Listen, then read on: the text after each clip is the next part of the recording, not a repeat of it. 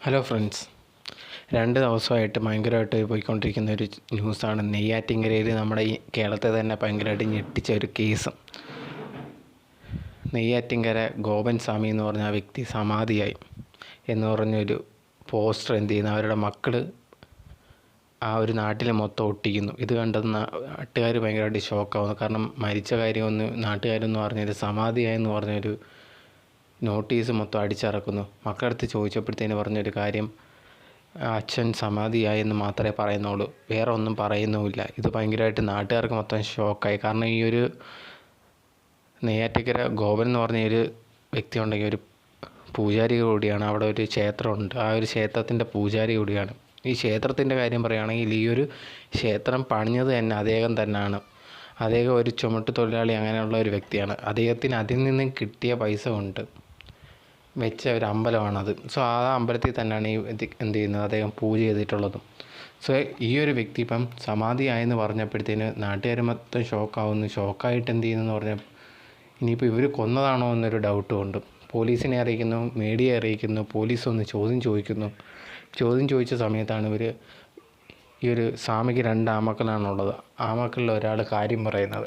So എന്താണെന്ന് വെച്ച് കഴിഞ്ഞാൽ ഇതാണ്, അച്ഛൻ പൂജയൊക്കെ കഴിഞ്ഞ് രാത്രി വീട്ടിൽ വന്നതിന് ശേഷം ഇങ്ങനെ ഇതേണൊക്കെ പറഞ്ഞു, എനിക്ക് സമാധിയാവാൻ സമയമായി എന്നുള്ള കാര്യം പറഞ്ഞു. അതിനുശേഷം തനിക്ക് ഷുഗറൊക്കെ ഉണ്ട്, അതിൻ്റെ ഇൻസുലിനൊക്കെ എടുത്ത്, അതുപോലെ തന്നെ BP ഉണ്ട്, അതിൻ്റെ മരുന്നൊക്കെ എടുത്തതിന് ശേഷം നേരെ പോയി സമാധിയിരുന്നു എന്നാണ് പറയുന്നത്. ഇത് കേട്ടത് പോലീസുകാർ ഭയങ്കരമായിട്ട് ഷോക്കാവുന്നു. ഇനിയെന്ന് പറഞ്ഞാൽ ഈ പുള്ളിക്കാരനെ അതിനകത്ത് വെച്ച് അടച്ചതിന് ശേഷം മുടിന് ശേഷം മരിച്ചതാണോ എന്നും അറിയാൻ പറ്റുന്നില്ല എന്നുള്ളൊരു കാര്യങ്ങളൊക്കെ ഭയങ്കരമായിട്ട് ന്യൂസ് സ്പ്രെഡാവുന്നു, മീഡിയ വരുന്നു, അതിന് ചർച്ചയാവുന്ന സമയത്ത് വീട്ടുകാരാണെങ്കിൽ അത് പോലീസുകാരനെ ഇത് പൊളിക്കണമെന്ന് പറഞ്ഞു. കാരണം അദ്ദേഹം അതിനകത്ത് ഇരുത്തി മരിച്ചതാണെങ്കിൽ അതിനുള്ള ശരീരം വെളിയിലെടുക്കണമല്ലോ. പക്ഷേ ഈ വീട്ടുകാരാണെങ്കിൽ ഇതിനൊന്നും സമ്മതിക്കുന്നേ ഇല്ല. കാരണം അദ്ദേഹത്തിൻ്റെ ആ ഒരു ഇത് പൊളിക്കാൻ സമ്മതിക്കത്തില്ല. അദ്ദേഹം ആഗ്രഹിച്ചാണ് അങ്ങനെ സമാധി ഇരുന്നത്, നിങ്ങളെന്തുവാ കളങ്കപ്പെടുത്തുമോ എന്നുള്ളൊക്കെ കാര്യം ചോദിച്ച് ഭയങ്കരമായിട്ടുള്ളൊരു 2 ദിവസമായിട്ട് ഭയങ്കരമായിട്ടുള്ള ഒരു ചർച്ചയാണ്. എന്തെന്ന് പറഞ്ഞാൽ വീട്ടുകാർ മൊത്തം സമരം ഇരിക്കുന്നു, അത് പൊളിക്കണമെങ്കിൽ ഞങ്ങളെ കൊന്നിട്ടേ പറ്റൂ എന്ന് അവർ പറഞ്ഞ് അങ്ങനെ ഒരു സമരം. അതിൽ സപ്പോർട്ട് ചെയ്യാൻ കുറേ ആൾക്കാർ വരുന്നുണ്ട്. ഇത് കളക്ടറും കാര്യങ്ങളെല്ലാം ഇതിനെതിരെ എന്ന് പറഞ്ഞു കഴിഞ്ഞാൽ അവിടെ വന്നതിന് ശേഷം ഇത് പൊളിച്ചേ പറ്റൂ എന്ന് പോലീസുകാരെല്ലാം ഉറപ്പെടുക്കുന്നു. പക്ഷേ എടുത്തിട്ട് കാര്യമില്ല, ഇവരത്രയ്ക്ക്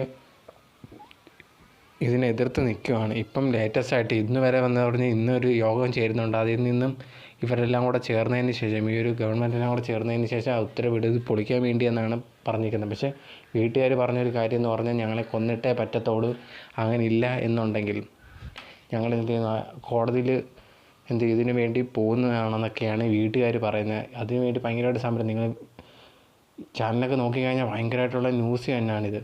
ഇത് കേൾക്കുമ്പോഴത്തേനാണ് എനിക്ക് ഈ സമാധി എന്ന് പറഞ്ഞു കഴിഞ്ഞാൽ ചിലപ്പോൾ നിങ്ങൾക്ക് എന്താണെന്ന് മനസ്സിലായി കാണത്തില്ല. സമാധി എന്ന് പറഞ്ഞു കഴിഞ്ഞാൽ ഒരു ഹിന്ദുസത്തിനും ബുദ്ധിസത്തിനൊക്കെ പറയുന്ന കണക്ക് നിങ്ങളുടെ ശരീരത്തെ വിട്ടുപോവുക, അതായത് നിങ്ങളുടെ ഇഷ്ടപ്രകാരം ഈ ഒരു ശരീരത്തെ വിട്ടുപോവുക എന്ന് പറയുന്ന ഒരു കോൺസെപ്റ്റാണിത്. സോ ചിലപ്പോൾ ഞാൻ പറയുന്നത് തെറ്റും കാണാതിരിക്കാം, അങ്ങനെയുള്ള സോറി, ബട്ട് ഏകദേശം ഇതാണ്.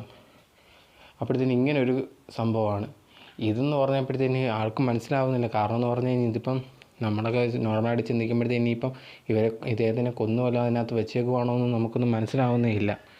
ഇങ്ങനെയൊക്കെ ഇതുകൊണ്ട് തന്നെ. പക്ഷേ ഈ വീട്ടുകാരുണ്ടെങ്കിൽ ഇതിനെതിരെ സംസാരിക്കുന്നത്, അല്ലെങ്കിൽ സംസാരിക്കുന്ന രീതി എന്ന് പറയുമ്പോഴത്തേന് ഇത് തുറന്നു കഴിഞ്ഞാൽ അദ്ദേഹത്തിൻ്റെ പവിത്രത നഷ്ടപ്പെടും എന്നുള്ള കാര്യങ്ങളൊക്കെ പറഞ്ഞ് അതിലൊരു ഭയങ്കര ഒരു സമരത്തിലേക്ക് എത്തിയിരിക്കും. സോ ഈ ഒരു കേസ് കേട്ടപ്പോഴത്തേന്, ഈ ഒരു സംഭവം കേട്ടപ്പോൾ ഭയങ്കരമായിട്ടുള്ള ഷോക്കാണ് എനിക്ക് ഉണ്ടായത്. സോ ഇതെനിക്ക് വിശ്വസിക്കാനും പറ്റുന്നില്ല. കാരണം ഇതിനു മുമ്പ് ഇത് പോലത്തുള്ള കുറേ കേസുകളൊക്കെ നമ്മുടെ കേരളത്തിൽ നടത്തിയിട്ടുണ്ട്. പക്ഷേ എന്നിരുന്നാൽ പോലും ഇത് ഈ ഒരു കൂട്ടത്തിൽ വരുന്നെന്ന് പറയുമ്പോൾ നമുക്ക് ഒട്ടും വിശ്വസിക്കാൻ. കാരണം നമ്മുടെ കേരളം എന്ന് പറയുമ്പോൾ ഇത്ര ലിറ്ററസിയൊക്കെ ഉള്ള ഒരു സ്ഥലമായിട്ട് പോലും ഇങ്ങനെയൊക്കെ കുറേ സംഭവം നടക്കുന്നുണ്ടല്ലോ എന്ന് ആലോചിക്കുമ്പോഴത്തേനാണ് ഒരു വിഷമം തോന്നുന്നത്. സോ നിങ്ങൾക്കിത് കേട്ടപ്പോൾ എന്താണ് തോന്നിയെന്നുള്ളൊരു കാര്യം കമൻറ്റ് ബോക്സിൽ കമൻറ്റായിട്ട് രേഖപ്പെടുത്തുക.